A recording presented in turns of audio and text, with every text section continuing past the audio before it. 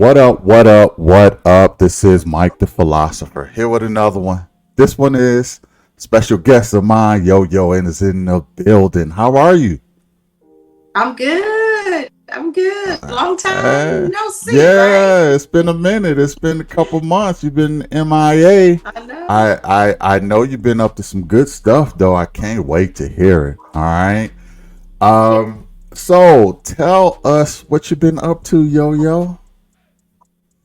Well, I had an opportunity to take a trip of a lifetime. I took a trip back to, well, not back to, but I took a trip to Africa. Nah, it's I went back too. to It's yeah, back too. and We're gonna Kenya, claim and it. We're gonna Kenya. claim I it. hope Yeah. Oh, and there's in that. Kenya, huh? That's right. That's right. That's right. So, It was an awesome, life changing trip. Yes. oh, I can't wait to hear about this. Shout out to all the Kenyans out there. Shout out to all the Africans out there. Okay, Kenyans, Ugandans, Ghanaians, South Africans. Shout out Nigerians. Shout out to all of y'all. Um, it's funny that you say that you went to Kenya because today and this week is my 5 year anniversary from being in Africa. I was in Uganda 5 years ago today, and it was a life changing experience. But I want to hear all Hmm. about yours. So, what made you want to go to Kenya? So I have a friend, and she's retired, and she's just been traveling all of her life. And I had the great opportunity to be connected with her through another friend. I want to say 2021. And Mm, we just hit it off. And she's such a remarkable woman. She's 5 years older than me. In many ways, I look at her like a big sister. mm, She just her outlook on life. She's so positive. She just takes each day as it comes, and we're a lot alike. I mean, we just don't take ourselves too seriously. And she was actually going to take a trip to Uganda by herself. I mean, she's just that type of person. She doesn't wait on anyone. And wow. she sent, yeah, she doesn't. And she sent some information out in a group text, about her plans to go to Uganda. She was going to go gorilla trekking. And, she was basically saying, FYI, if y'all want to come, not, because I'm going, but if y'all want to Right, come, y'all can right. tag along. And I was busy at that time getting my daughter enrolled in college, and so I didn't have time to really concentrate too much on the information that she dropped down in the group text. But then I had an opportunity to spend some time with her because we took a trip to Costa Rica, and so I had Mm, some time to sit and talk with her. And she's a storyteller, and so she speaks in color. And so once she mm-hmm. explained everything that she had planned, and so that night I was like getting my ticket. I was purchasing my ticket to Uganda, and I didn't even have Really? all of the details. I just knew, we were leaving on such and such a date, and we were returning on such and such a date. So I purchased my ticket, and we were just gonna do Uganda. But Mm-hmm. then there were some things that had taken place in the country, so we switched up our plans a little bit, and so we decided to do Kenya on the front end and do Uganda on the back end. And so that's really Mm. how the trip came to be. It was an invitation from my friend, and we kind of went from there. Oh, that's dope. Do you know what made her want to go to Kenya? Was it has she been to Africa before at all or what? She had only been to Egypt, and so she and I were, and I think, let me see, the only continent that she hasn't visited is Antarctica. So our plan was to Mm. go to Antarctica in 2025. So she Mm. had been to Egypt, so she was able to, check off the continent of Africa. But I think she had an opportunity to speak with a Ugandan priest, and I think a Mm. Ugandan priest visited her church, and so that sparked her interest. And I think she began to do a little research, and she is a researcher. Like she is she should be a travel planner, and so that's how it came to be. That just the Ugandan priest spoke at her church one Sunday morning, and from there sparked this interest to go to Uganda. So it's your first time in Africa, correct? Yes, my first So time. Yes. so tell me the feeling that you had when you first touched down on African soil. Tell me what's going through your mind once you touch down in Uganda. So it's surreal. It really is, and I Mm, can describe the feeling, but you have to experience it because it's really hard to describe the experience. And mm-hmm.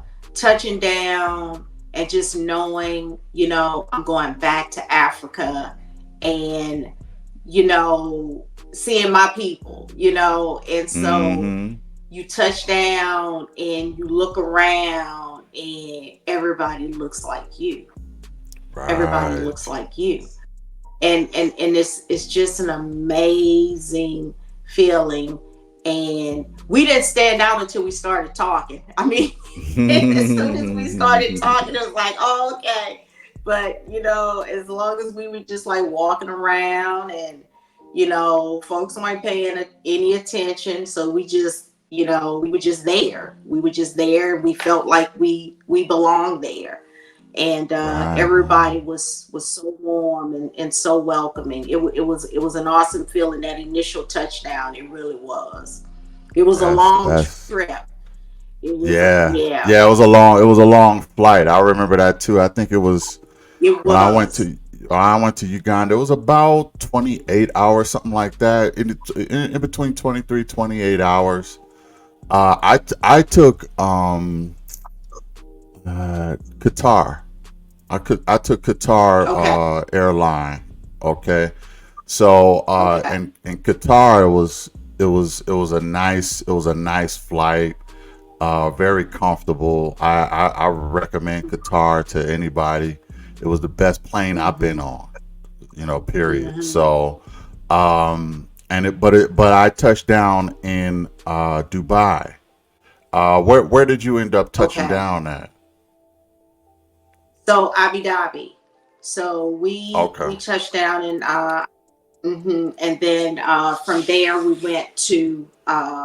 went on to Uganda, and Uganda. we Right. flew Ethiopian Airlines. hmm Oh, hmm okay. Okay. Same thing, very very comfortable flight. The food was good. Mm-hmm. They fed Mm-hmm. us Mm-hmm. well. I Yeah. flew from Atlanta. Yeah, so it was a good flight. It was a good flight.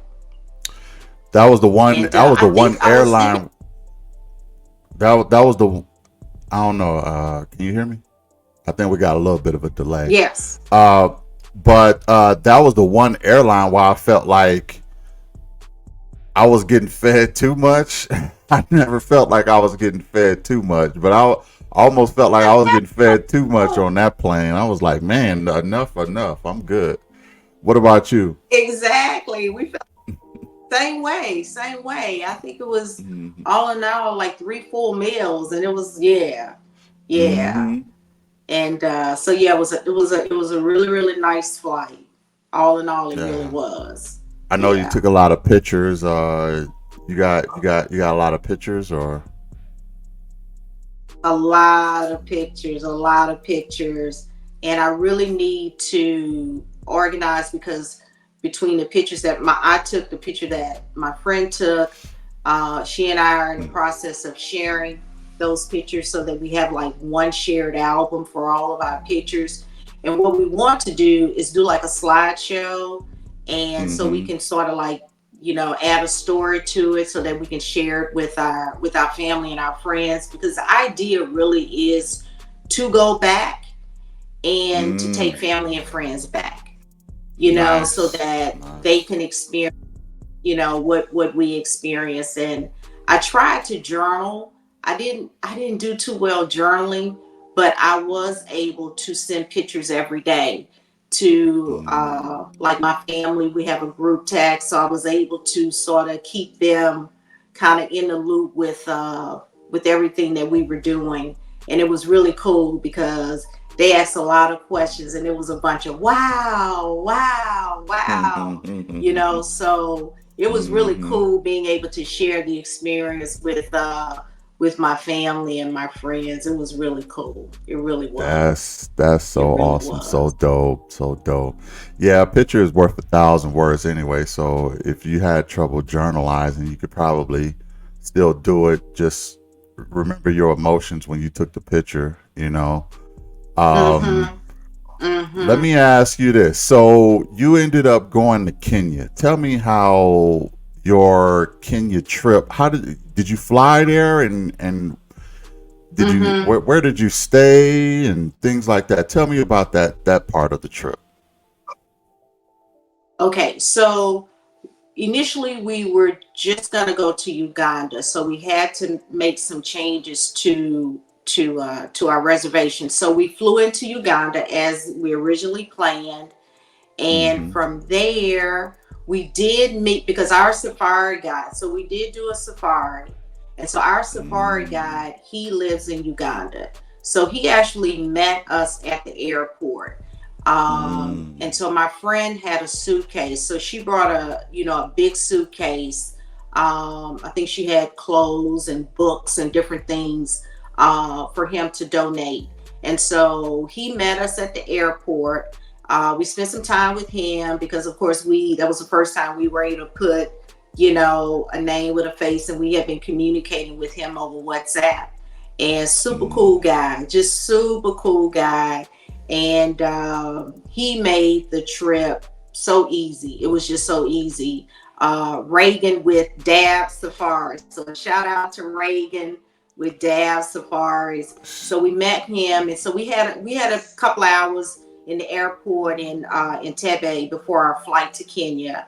So we flew from Entebbe to Kenya, which was only about an hour flight. Mm. So we get to Nairobi, and so it was really because in the airport when we got to Uganda, we spent all our time in the airport.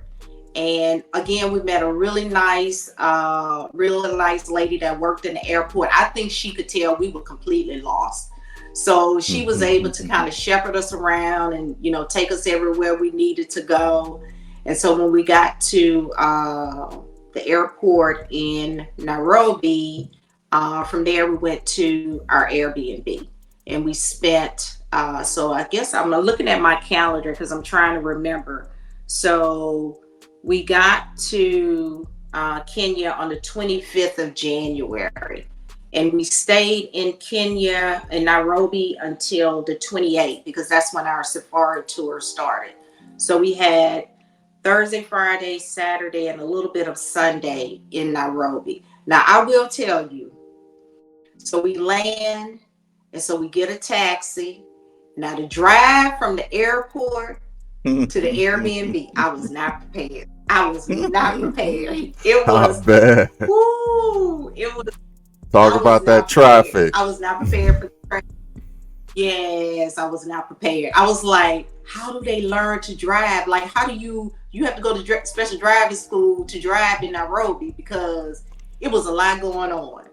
I So mean, are there any street lights in Kenya, or I didn't see any street street lights or lights. stop lines? No, I didn't None, see huh? any of that. I saw traffic. I saw traffic circles, and I saw, you know, the vehicles and the motorcycles and the I'm thinking of the buses. I can't think of the name of the buses. Oh, I can't think of the name of buses. So a lot of those Mm, little small shuttle buses, that's a big right. mode of transportation in Nairobi. Yeah. You So a take you lot of take some activity, a pictures of lot of people those. walking. You take some pictures of the buses. I did. I Okay, did. yeah, I I wanna did. I show did. everybody those buses. Yeah. So they had mostly Right. It was like roundabouts. yes, Oh, yes, okay, yes. roundabout. Mostly Okay. roundabout. Mm. Exactly. Exactly. Oh, okay. So And so it was just go ahead. Go ahead. I guess it was more like organized chaos. That's what it felt like. That's what it felt like.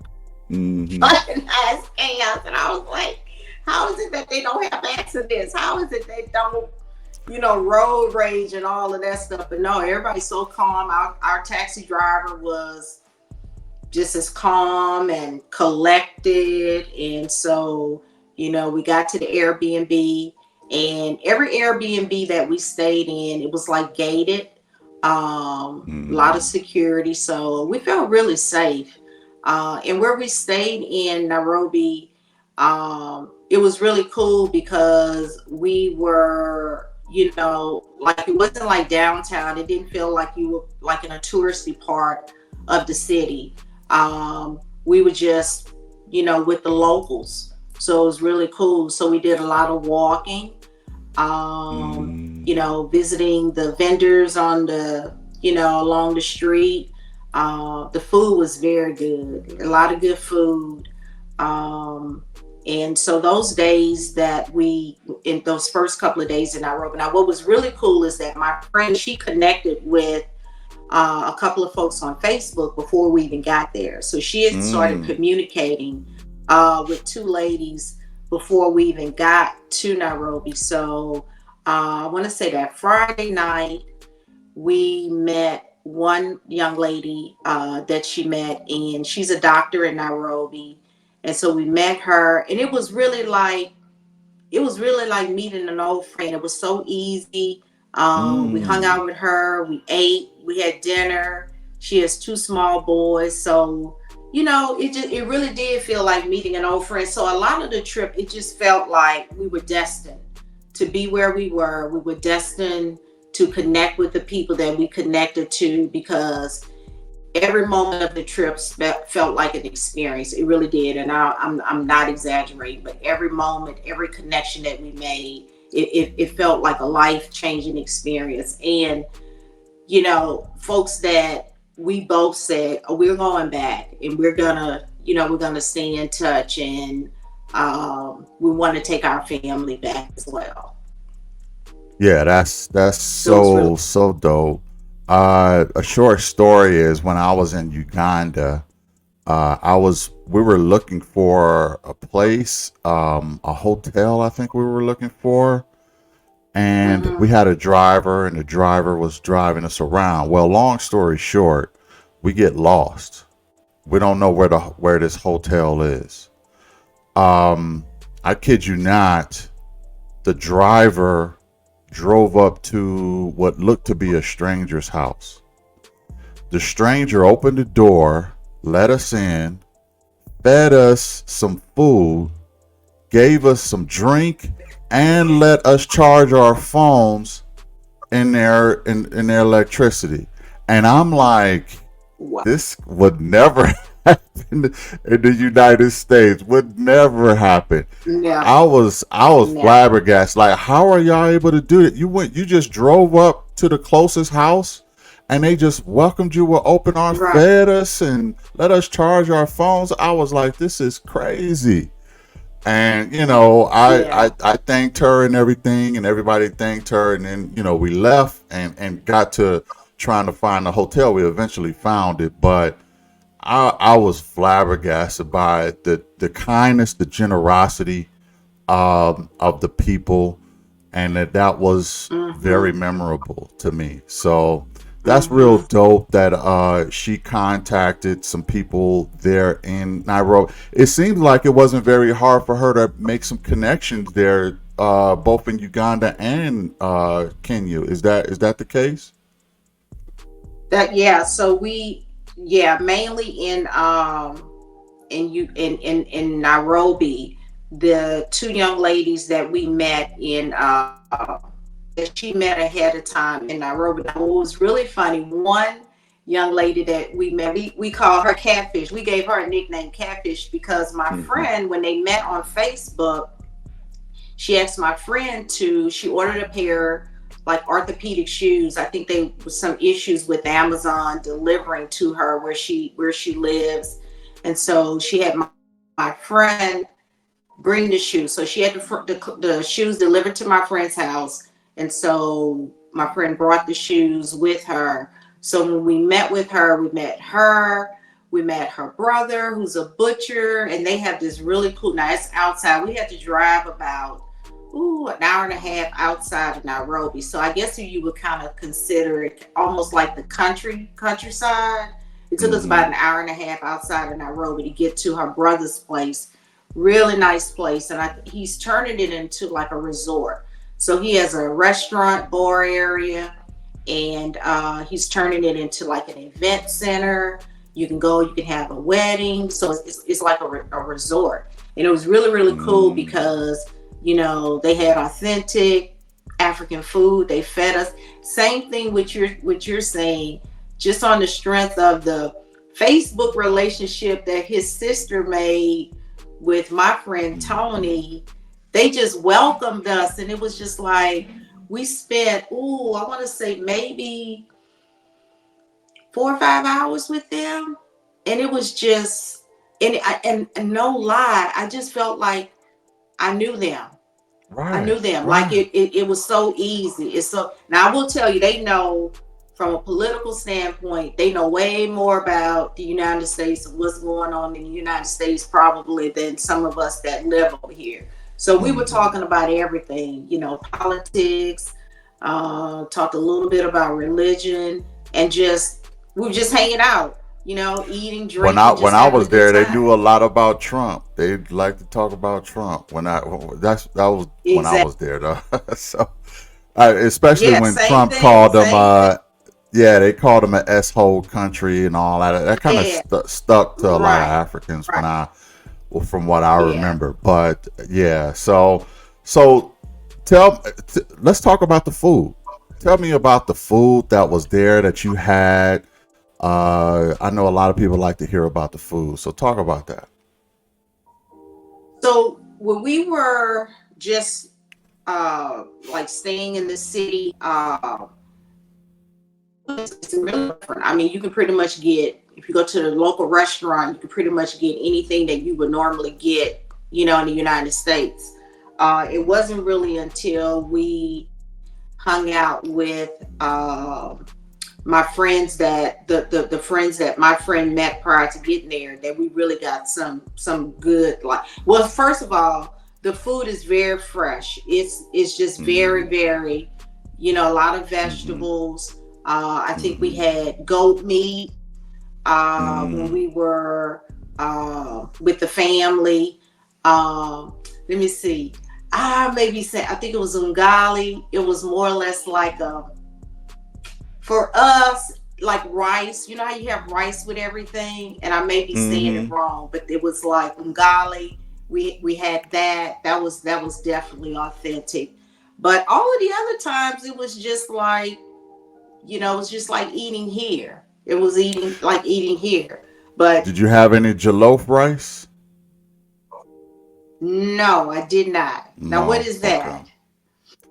Jollof Mm-mm. rice is a rice that's pretty popular in Africa. Nigerians have their version of jollof. Ghanaians have their version of jollof. It's one of those African dishes that everybody put their little spin on. They got their own different Mm-hmm. grains of rice that they cook it in, but it's Mm-hmm. really a rice dish. I didn't have any jollof when I was there. I wanted to, but I had what's called Mm-hmm. matoke. That's what I had in Uganda. It's like a more of a mashed potato, or it's a starch for sure, type of dish. But it Okay. was but that was probably the most the dish that I had that was probably the most native, I guess you could say, or traditional to Mm-hmm. that place was matoke. So what Mm-hmm. dish did you have that was pretty native to Kenya or Uganda that was very traditional, very their signature dish? So it was the name, the Rolex. I think it's the, Oh yeah, the which is like Rolex. a, Yeah, yeah. it's like It's an a egg egg. dish. Yeah. Hmm. Go ahead. Oh, that was good. So we had that. We actually in Kampala. We had that in Kampala, Hmm. and so Hmm. we went to the market in Kampala.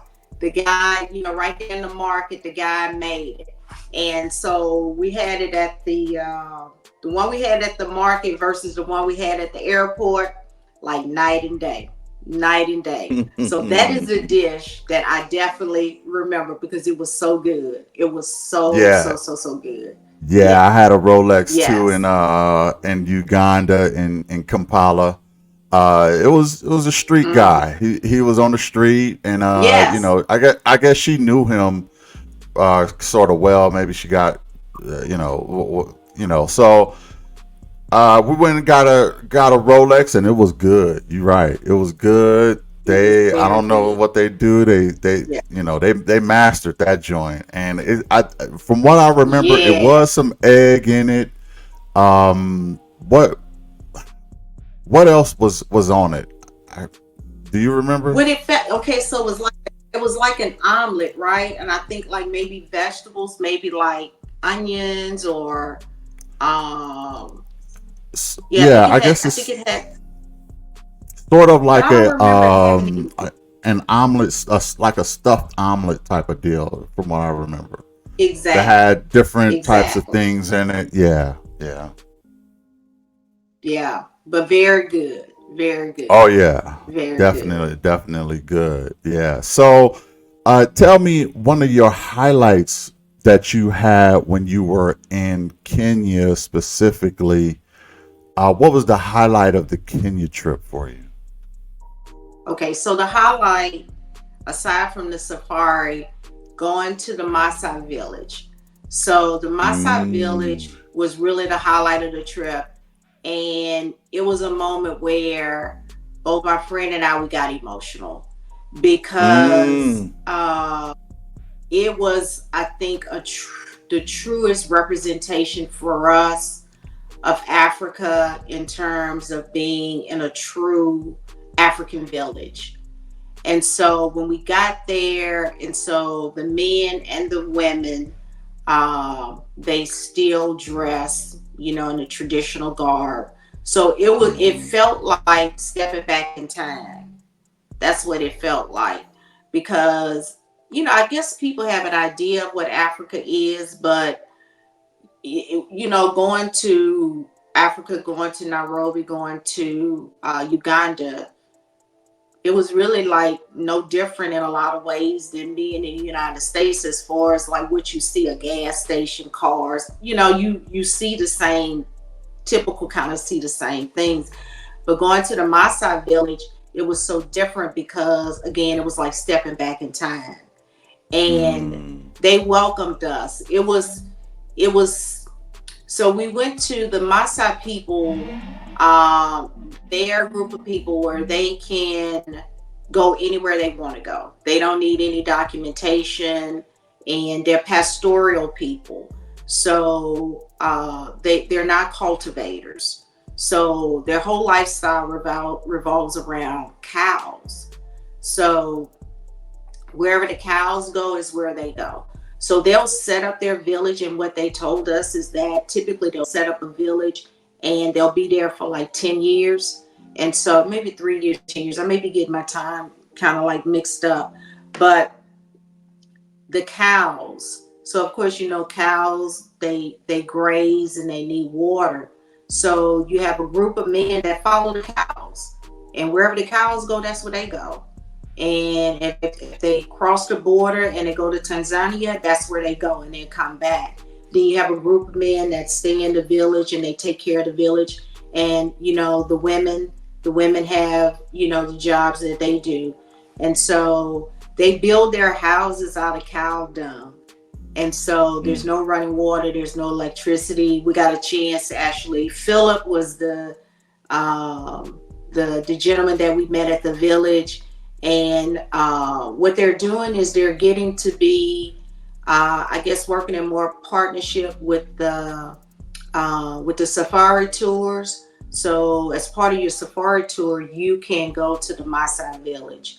And so whatever money they get from whatever tour they do, it all goes back to for the school. So it's money for the village. So when you go and you spend time and whatever money we pay to have that tour or whatever, like the jewelry, you can buy the jewelry. All of that goes back to the village, and it's all to educate the kids. The kids were beautiful. Oh my God! When I send you the pictures, the kids were Mm, beautiful. You know, they danced for us, and it was really like wow. it was educational. It was educational. It was just like, talking to us and explaining to us how they live.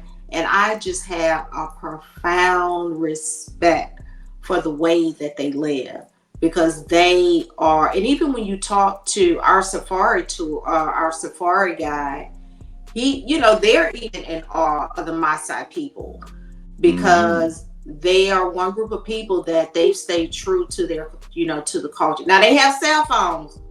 They have cell phones, but outside outside of cell phones, Where those cell towers nothing at is out safe. there? Let me Yeah, find out they exactly. got So cell they towers out there.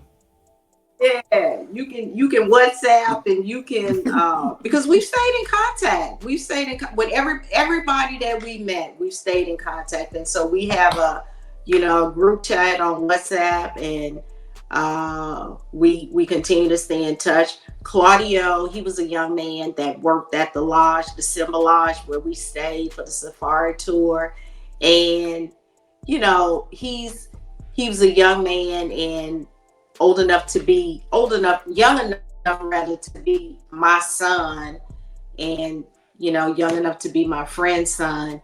And so he worked in the restaurant, and every day you could tell he was looking forward to seeing us, and you know taking a little extra care of us. And everybody that worked there, you could tell they were just taking, it was just a little extra care You that can go. You can go they were ahead and giving to admit us. that.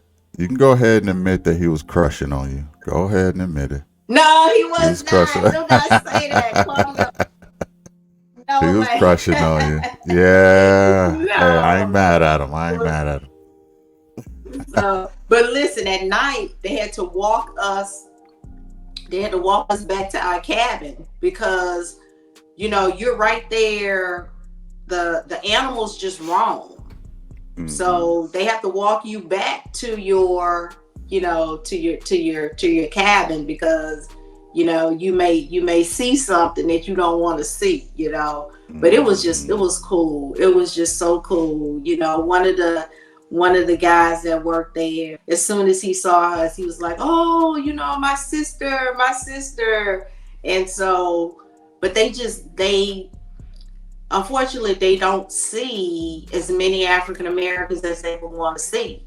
And Hmm. so the fact that they Hmm. saw us and we were there, it warmed their hearts, and it warmed our hearts too. Yeah, yeah. That's so So I so would dope. say the Maasai village was a highlight of the tour. It really was. And when I sent pictures back, my family was like, "Man, look at your face. Your face is just lit up." And I Hmm. was just so happy.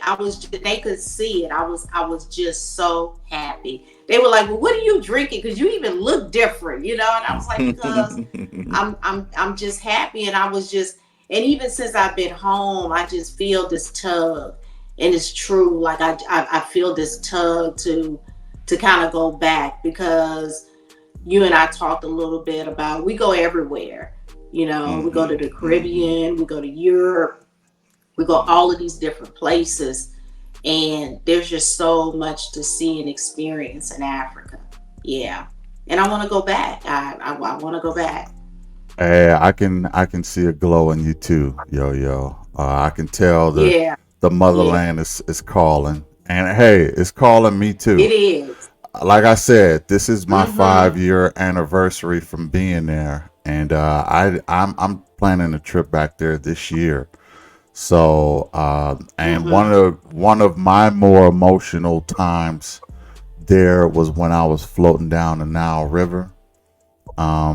It was like a whitewater uh, rapids type of adventure, and I was Mm-hmm. just in the Nile floating, and I wasn't going to even go on this because but I got kind of convinced into doing it, and I was so glad I did it because uh, you know, Mm-hmm. for a minute, I was getting swept down the wrong side of the knot. Like there was Yeah. like a fork in the road, and there was a Mm-hmm. fast lane where there was a whole bunch of cliffs and Uh-huh. things, and then there was the slow lane.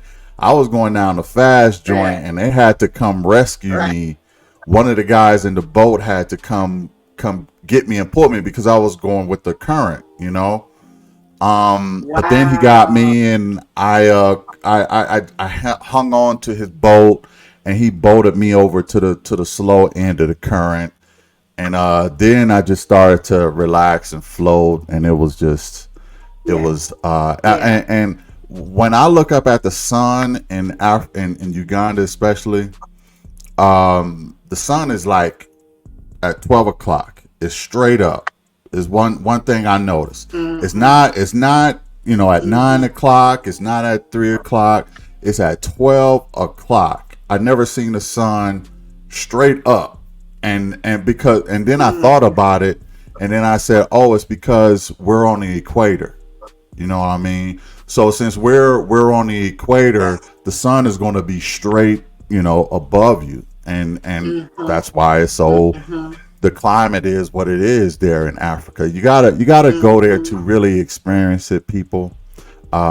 It's true. Me and Yo Yo, we got a touch of it, and it's life changing.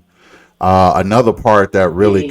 got me is when I started to see some of the African dances that they did. I went to this, I guess you could say it's a festival or something like that, and they put on Mm-hmm. the shows. The younger people, they get together, they have these dance routines, and they really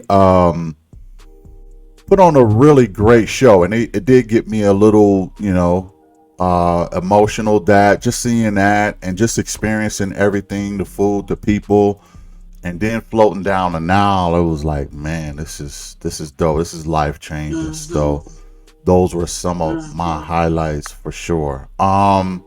And I Mm-hmm. could see, I could tell, I could see you getting emotional when those Maasai were probably dancing and things like that, and welcoming you into the village. I could see that. Mm-hmm. That was the moment when it got emotional when Hmm. they were dancing and singing. That Yeah, was the moment. Yeah. yeah, Yeah. yeah, It yeah. was. It I was. can definitely say that. Tell me about your trip back to Uganda. How was that? What did you do there? Now, what when I had to get a yellow fever shot when I was in Uganda. I don't know Yeah. if you had to, or Yeah. uh, tell us about Mm-hmm. your Uganda Yeah. experience. So, okay, so when we finished up the safari tour, we went back to Nairobi, and I think we were in Nairobi another 2 days, and then we flew to from Kenya, yeah, from Kenya back to Uganda. And so that was really, really cool because we stayed at the Oprah House. And so it's like a bed and breakfast. And Mm, so there were two young ladies, Gloria and Angel, that we met at the Oprah House. And, just listen, you were talking about when I was talking to Gloria, when I was talking to Angel, they're so ambitious. Like they work so hard. They work mm-hmm, so very hard. And um, where there's a will, there's a way. And so you can't help but get like swept up in whether it's like giving a word of encouragement or saying, what, when I leave, I'm going to tip a little bit more. It's just mm-hmm, because you see the passion. even with Claudio, the young man that was at the lodge. So he works at the lodge, but he said that he's there maybe like 3 4 months at a time. Then he'll go home. So he lives about, I guess, hour and a half away from where he works. And so it's all about taking care of family. It's all about working, and it's not just, I'm not just working for me, but I'm also working for my family. And the same thing Mm, when we went to Uganda at the Opera House, talking to Gloria and saying how now she's working to help her mom and her dad. So it's that true sense of family that you see it with everybody that you talk to. Everything is about family. And I just really wish that we had more right, of that here. I right, really, really wish that, because even when, they're working and maybe not making as much, but whatever they're making is not just for them, it's also to take care of the family. Um, right. so the young lady that we met who's the doctor, same thing. She goes back to her village, and she goes back to, be a mentor. She goes back to, help her mom and her dad. So it's like you're always connected to family, no matter where you are or what you're doing. You're always connected to family. And so that was being with Gloria and Angel at the Opera House, because they're young, like they were in their 20s. They were in their 20s, and but at the same time, when you listen to them talk, the wisdom, I was blown away. Mm, I yeah. was blown away sitting there listening to these young ladies, and just the wisdom. It blew me away. So that was cool because we got a chance to be with them. And then Kampala, we did the walking tour in Kampala. So I think it was like 6 hours. We met our guide at like 9 o'clock, and we finished up at like 3 o'clock. So the walking tour in Kampala was amazing. Going to the Mm, markets, it was amazing, because I was like, it was so much to see. All of the food and all of the vegetables and just all of the, like, any and everything that you can buy at the market. That was mm-hmm. Kampala was I enjoy Kampala too. Yeah.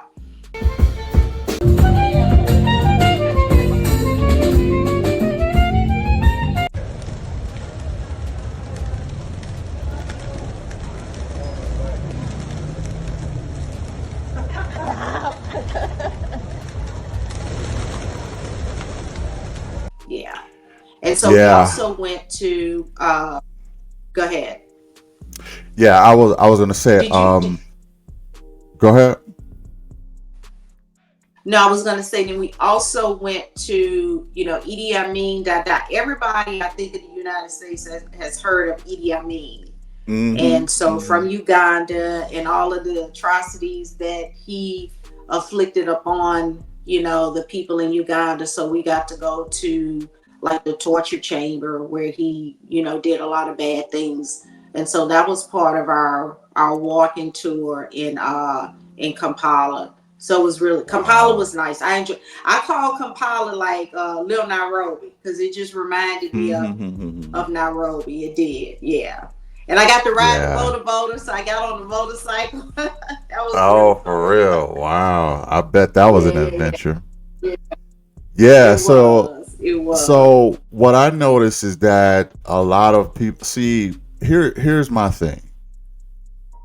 Africa is really structured around family a whole lot more than we are in this country. And I'm talking about everybody, not just black people. I'm talking about everybody. They could teach this whole country how to do families better. Ooh, Okay. You see what I'm exactly. saying? Now, I know in Nairobi and Uganda, they have maybe some ways of doing family that are not traditional here. Like they do have Mm-hmm, the polygamy where a man can have multiple mm-hmm, wives. I was on mm-hmm. a TV show in Uganda, So I don't know how I got Oh, on really? TV, but yeah, but I ended up on Yeah. TV when I went to Uganda, and they did an interview of me. And Uh, the TV host said, "You know, Mike, you can have up to 50 wives." I was like, "Whoa." I plan on going there, doing some more studying. But yeah, Uganda is definitely a place that. Mike, and by the way, when you're in Uganda, actually, when you're in Africa, you can have more than one wife for free. Woo! Wow. This is the place to be. Yeah, This is the place to Just be. as long as you don't take them to church and have a traditional ceremony, as long as your pocket and other methods are able to sustain you. yes, right, Other methods, of course. Yeah, I got that. I got that. Yeah. Then you'll be As very all good. good. All By law, Yeah. nobody can touch you. Yeah. The moment you go to church, though, you're restricted to one. Really? Yes. Is that a Muslim thing? No, it's Christian. No, it's a Christian But if thing. you're Muslim, up to 4. Okay. Yes. But if you just do the traditional function and stop there, you can have up to 50. You got. Don't But know you if have I to want take those care problems, of each and every but one of them.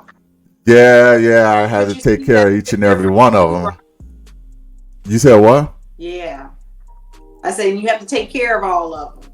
Yeah, I got to take care of all of them. He said up to 55. He said if you can deal with it financially and physically, you can have up to 50. And I was like, wow, that's interesting. But what I noticed is that they do focus on family, and they teach their kids how to be husbands and wives at a young age. Okay, it's something that is prioritized. The only thing that is prioritized here in the States is career. That is, for the most part, school, career. We forget about the family part. Now, another thing I noticed about Ugandan people, which I really appreciated, is that they are very hardworking, loving people who do not complain. They don't have a complaining bone. They don't complain about stuff like we do in the U.S. They can't talk about government. They don't have free speech there. Okay, so they can't talk about government stuff or how unhappy they are. They can't talk about a lot of things they're not unhappy about. They can't talk about how unhappy they are with their parents or things like. I'm not saying they don't complain at all, but what I'm saying is they don't have a complaining mentality like we do in the States. They do everything humbly. They do everything, I would say, more humbly than we do. And they are very hardworking. They just kind of keep their nose to the grind. And almost everybody got 1,000 hustles. Okay. They got 1,000 hustles that they do. They're going to get their money one way or another. They got street vendors that go down the block. Okay.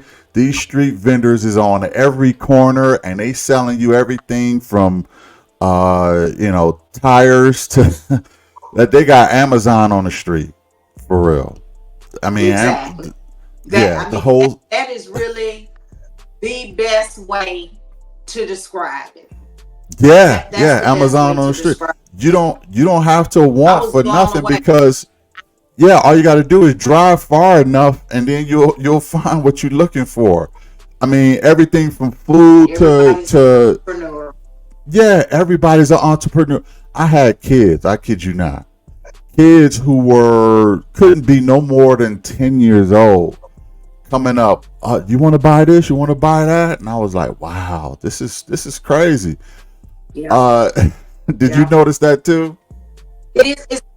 I did, and it's a get it done mentality. It is a get it done mentality, and so that's why I say where there's a will, there's a way. That's what I took away from it, because even when you see, man, I saw this, like you'll see like on a boda, like the motorcycle, no kid you, like I saw up to 4 people on a boda. I saw a guy on a boat. He had like 3 toilets strapped to the boda. You'll see like a ladder. I mean, it is unbelievable. So it's like you said, it's no excuse. It's no excuses. It's like get it done. Right.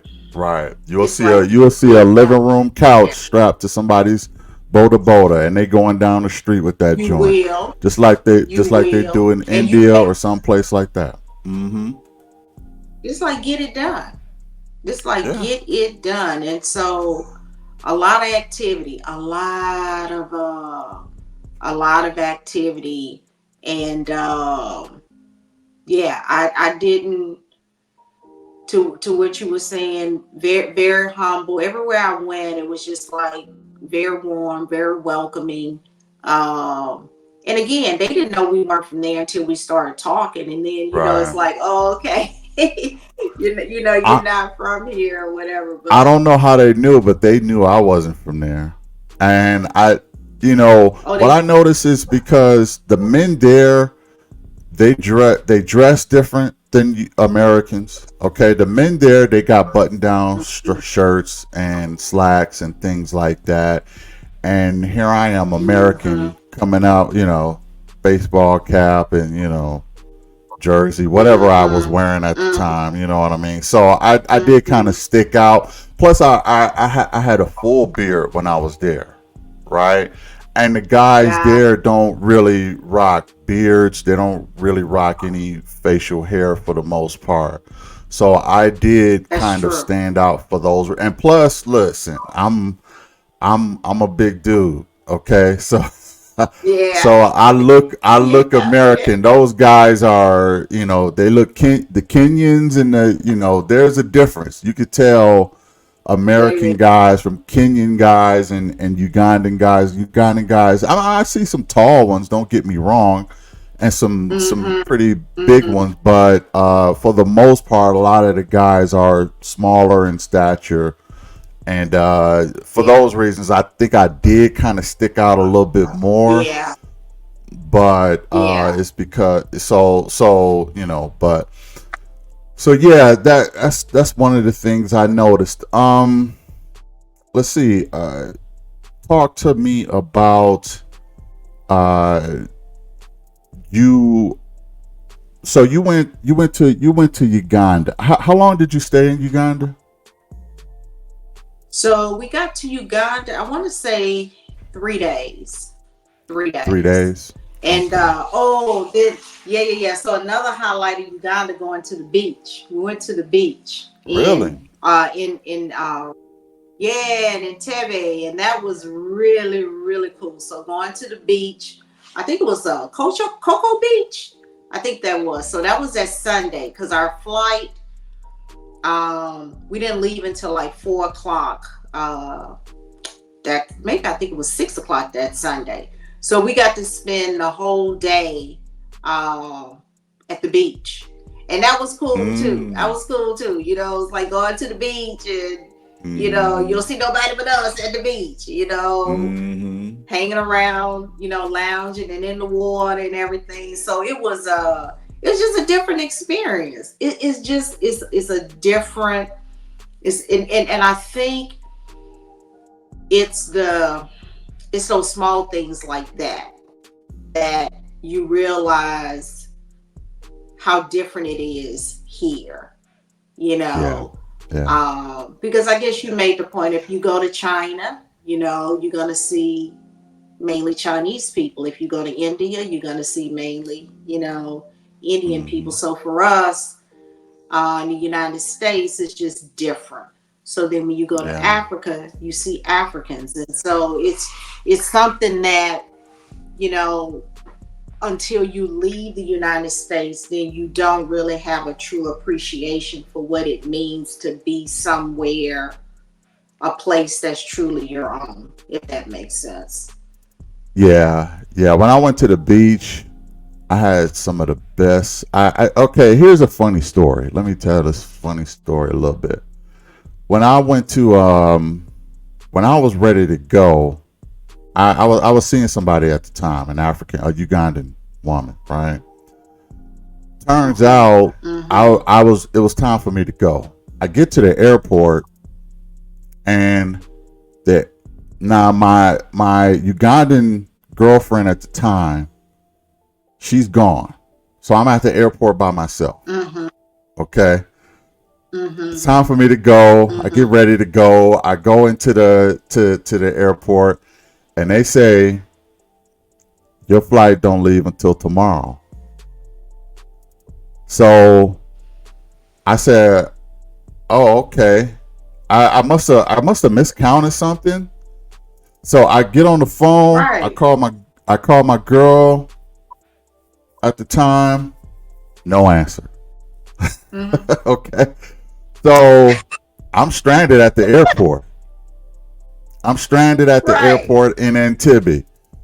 So I'm like, damn. So I talked to one of the guys. I guess one of the locals there kind of knew what was going on with me. So he was like, "Oh, you Mm-hmm. must need a place to stay. You must need a hotel." I was like, "Yeah, man, I can't get in contact with my girl. She's not answering. I'm gonna need a hotel." So he was like, "Oh, I know the one close here." So he got my bags, and for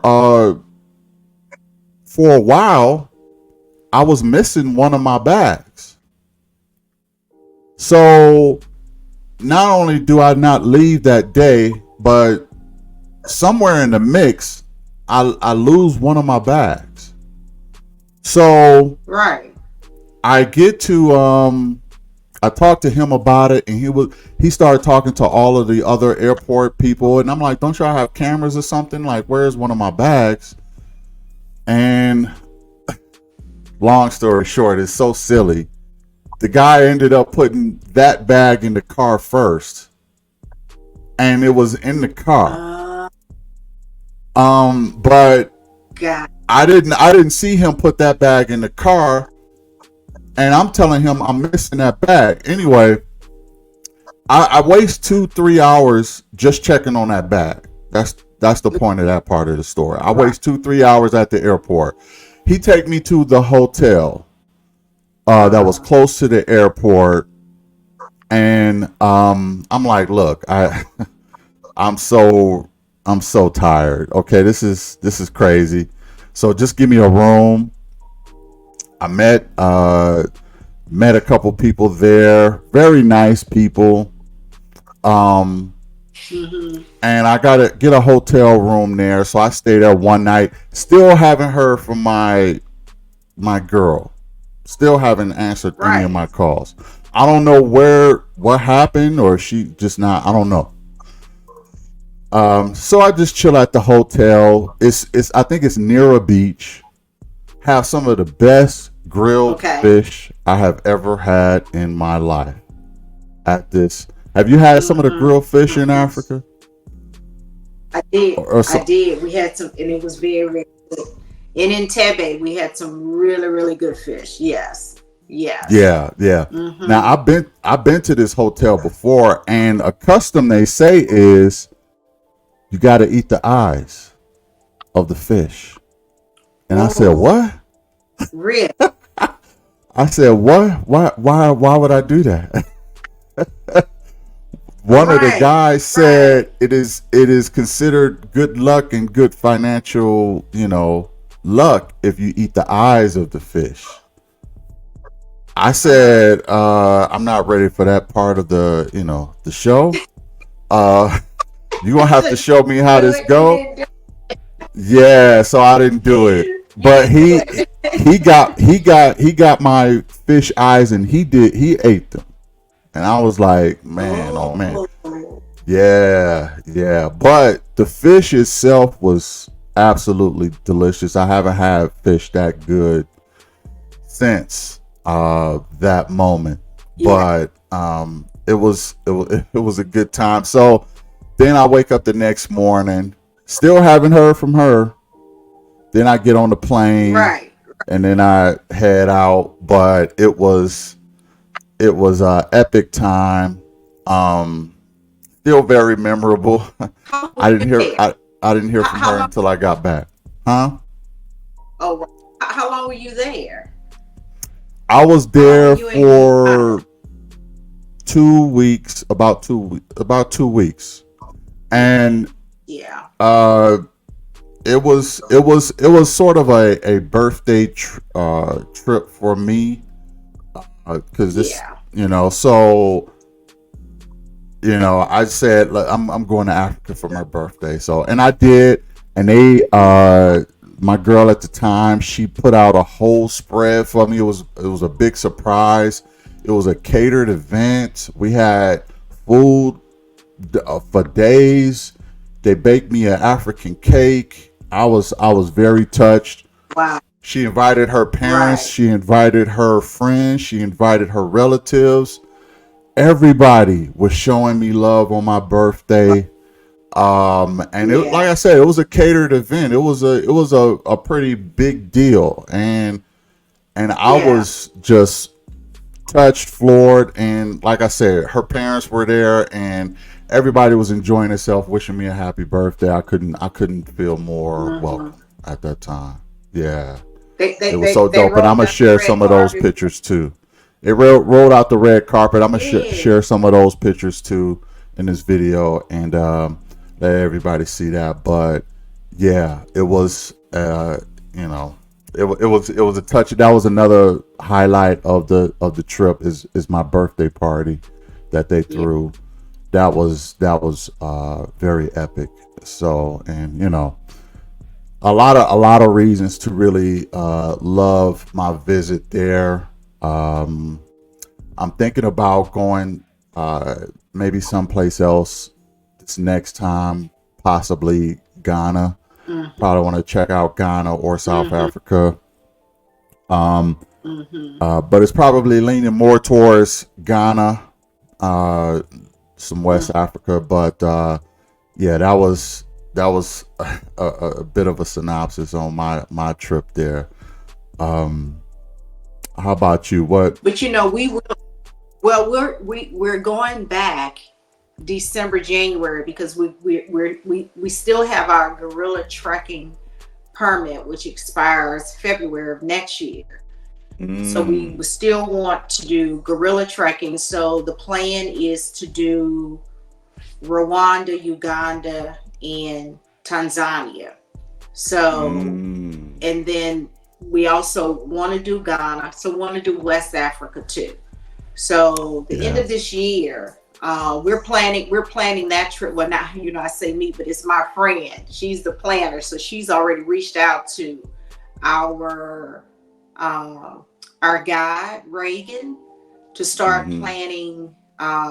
So we'll be going back to Uganda, but we're going to do those three countries um, in the end of this year, the beginning of January. Yeah. I thought about I was really considering relocating to Rwanda. I like what they're doing in Rwanda. I think they the ones that have the gorillas. I think most of the gorillas are in Rwanda, if I'm not mistaken. Mm-hmm. Um, Mm-hmm. that whole part right there, Rwanda, Yeah. Uganda, Tanzania, that's like the cradle of Yeah. civilization right there. You know what I mean? Yeah. Yeah.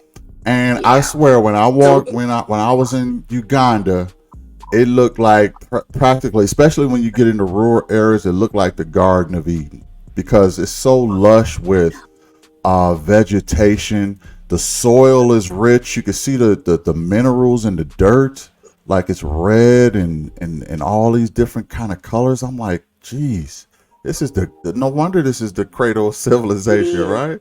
It is. Yeah. It is. You're so right because when we were driving back from Lake Nakuru going back to Nairobi, and right, because when you're driving, even when you can look across and see the landscape, it's so lush. And then the Mm-hmm. dirt, even from a distance, it just looks rich. It really does. Mm-hmm. It's really Mm-hmm. amazing. And then when you go Mm-hmm. to the market, it's just all of the colors that you see, like all of the Mm-hmm. vegetables and everything that they eat. It's just so colorful. It's Mm-hmm. it's really amazing. Yeah. It Yeah. The really is. the farmers really clean And up there the because you dollar. can plant anything. Yeah. Exactly. Exactly. And the dollar goes a long way. I mean, I Mm-hmm. guess the most expensive part of the trip, other, getting there, and we got our flight, we got a decent price on the flight, and then even for the safari for the 4 days, it wasn't bad. But as far as lodging there, the Airbnb, the bed and breakfast, all of that was very inexpensive. And then what it costs to get around, whether you grabbing an Uber like taxi type thing or Or eating, boda boda. it was very inexpensive. Yeah, yeah, exactly. It was very inexpensive. It was. Now, Yeah. for all those who planning on traveling, you have to keep something in mind is that, especially if you are American, you probably will get that American tax. Okay. I'm not sure of your experience in Kenya, but sometimes they can kind of, it's inexpensive. Don't get me wrong, but they'll still tax you a little bit more than they will locals. Yeah. But that's Yeah. globally. Don't nobody Yeah. take it personal. When I try to Yeah. buy some memorabilia, which I got still behind me, I don't know if you can see it. I got some African stuff Yeah. behind me. Mm-hmm. Yeah. Mm-hmm. So I was trying to purchase some of that, and the guy quoted me a price. I'm like, okay, I guess whatever. And my girl at the time, she was like, look, you can get that to him for cheaper than that. You know what I mean? Don't Mm-hmm. overtax Mm-hmm. him because he's American, right?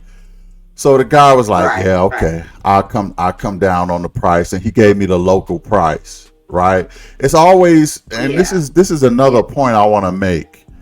Your friend is a genius because she made connections in the place that she was going. I always recommend people Exactly. traveling, try to get to know somebody there, okay, that can kind of look after you and show you the ropes while you're there. You'll get 10 times as much stuff done. You'll save 10 times as much money if you know someone who is Yeah. already there. So that was really Yeah. the main reason I went there, is because I knew her. That's why I went to Uganda, Mm-hmm. because Mm-hmm. she knew everything. Obviously, we did 10 times as many things because she know where everything is, and we saved Mm-hmm. money where we could. You know what I mean? So always, y'all, try to find out, not especially a place like that is kind of far away. Try to find a local, or try to get to know somebody there to make your stay Yeah. there, maybe even safer and less expensive and more adventurous. Yeah. What do you think about that? I agree. And so the Facebook group that she's a part of is Sisters Hosting Sisters. So for Mm. anybody that's interested, and so she wasn't. We weren't interested in anyone hosting us necessarily. We were just interested in connecting with someone once we got there. So that was her whole purpose of reaching out to say, hey, I'm going to be traveling to, Uganda, going to be traveling to Kenya. And it was more like for a meetup, if you will, to connect and meet up and not necessarily, but the purpose of the site is sisters hosting sisters. But to your point about paying for things, you know, when we took the Kampala walking tour, our guide, she said, okay, whatever you pick, give it to me. And then she actually negotiated the price for us. So that was really, really cool with the Yeah. vendors. And when we went to the market, yeah, that was one thing that she did. She said that whatever whatever you want to purchase, just let me know. We gave it all to her, and then she would negotiate with the vendors. And because I think they also had kind of like a relationship, because she does the walking tours, so she's bringing people to the market, and so she's bringing them business, and so they were able to negotiate a lower price. To your point, if we had just, if we were just solo, um, we probably wouldn't have gotten a local price. Yeah, Right, yeah, but right. it You was probably it would. was an amazing it was an amazing trip. It really was. Yeah, that's Yeah. so dope. I'm glad you enjoyed it. If you go back, I'd like to talk to you about that too. I'm going to talk about my trip. If I go, I'm trying to go back this year, and I can't wait to do that. I'm just waiting on some other people to get their paperwork ready, because I'm ready already. So, Mm-hmm. but I know. yeah. So, uh, yeah. Thanks for sharing that, Yo. And it sounds like it's an amazing trip. I would recommend that those who can travel and have the means and things like that to touch base in the motherland, man. I think that place that it gets overlooked a little too much by especially African Americans. We going all over the place other than the motherland. Like, come on, y'all. I, You know what I mean? I, Spread that, your culture, spread your dollar into the motherland instead of giving, your time and energy to places that may not even want you there, to be honest. yeah, So, yeah, go see your people, man. It's no other experience exactly, than to be in a place that everybody look like you. You know what I mean? exactly. So, That's so yeah, true. That's so yeah. true. You got anything to add to that, And yo? I'll be back. I'll be back, and I'll have to talk my friend Tony into joining us for our next conversation, maybe about our plans for our upcoming trip. Just some of the I would love connections that that. she's made, because again, she's a planner. She she just tells me where to be and what time and how much it's gonna cost. And so I love her. Yeah, She's an amazing woman, and I would love to introduce you to her.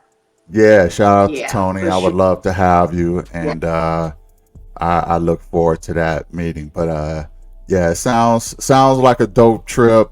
Like I said, I would recommend it. I'm sure Yo would recommend it to everybody. Go touch down in Africa, man. It's it's a beautiful place. It's Yes, it the is. cradle of civilization, and the people there are very humble, hardworking, respectable. They know the value of family, and they're not complainers. They don't complain like we do, in America. That's That's true. so and they find a way to get it done, right, Yo?